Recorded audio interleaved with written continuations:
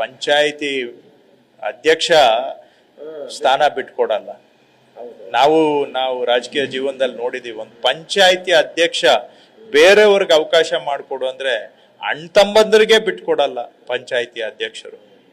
ಅಷ್ಟು ಇನ್ನು ಜಿಲ್ಲಾ ಪಂಚಾಯಿತಿಗಳಲ್ಲಿ, ತಾಲೂಕ್ ಪಂಚಾಯಿತಿ, ಕೋಆಪರೇಟಿವ್ ಸೊಸೈಟಿಯಲ್ಲಿ ಒಬ್ಬರು ಕೂಡ ಅಧಿಕಾರ ಕೈಗೆ ಬಂದ ಮೇಲೆ ಜಪ್ಪಯ್ಯ ಅಂದ್ರೂ ಬಿಟ್ಕೊಡೋದಿಲ್ಲ.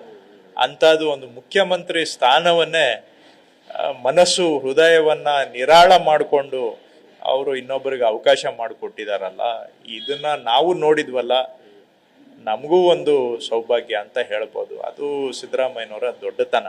ಸೊ ಅಲ್ಲಿಂದ ನಾವು ಆರಂಭ ಆದರೆ ಇನ್ನು 2 ವರ್ಷ ನಮಗೆ ಸವಾಲಿದೆ ಖಂಡಿತ. ಯಾಕಂದ್ರೆ 28ನೇ ಚುನಾವಣೆ ಏನೇ ಮಾಡಿ ಗೆಲ್ಲಲೇಬೇಕು ಅನ್ನೋದು ನಮ್ಮ ಸಂಕಲ್ಪ. ಇವೆಲ್ಲ ಕೆಲವು ಬದಲಾವಣೆಗಳು ಕೂಡ ಆ ದೃಷ್ಟಿ, ಅದು ಒಂದು ಕಾರಣ.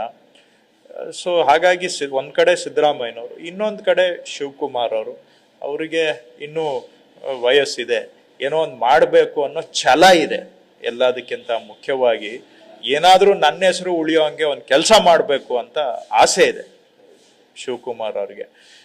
ಮತ್ತೆ 28ರಲ್ಲಿ ಗೆಲ್ಲಲೇಬೇಕು ಅಂತ ಒಂದು ದೃಢ ಸಂಕಲ್ಪ ಇದೆ ಶಿವಕುಮಾರ್ ಅವ್ರಿಗೆ.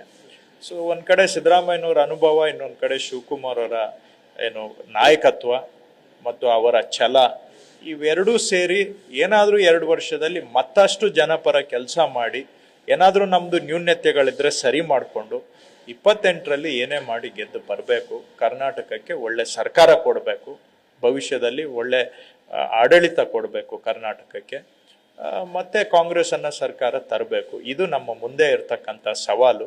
ಸಲೀಸಲ್ಲ, ಆದ್ರೂ ಕೂಡ ಇದನ್ನ ನಾವು ಸಿದ್ದರಾಮಯ್ಯನವರು, ಶಿವಕುಮಾರ್ ಅವರು, ನಾವು ಎಲ್ಲರೂ ಸೇರಿ ಖಂಡಿತವಾಗಿ ಇದನ್ನ ಸೀರಿಯಸ್ ಆಗಿ ಮಾಡ್ತೇವೆ.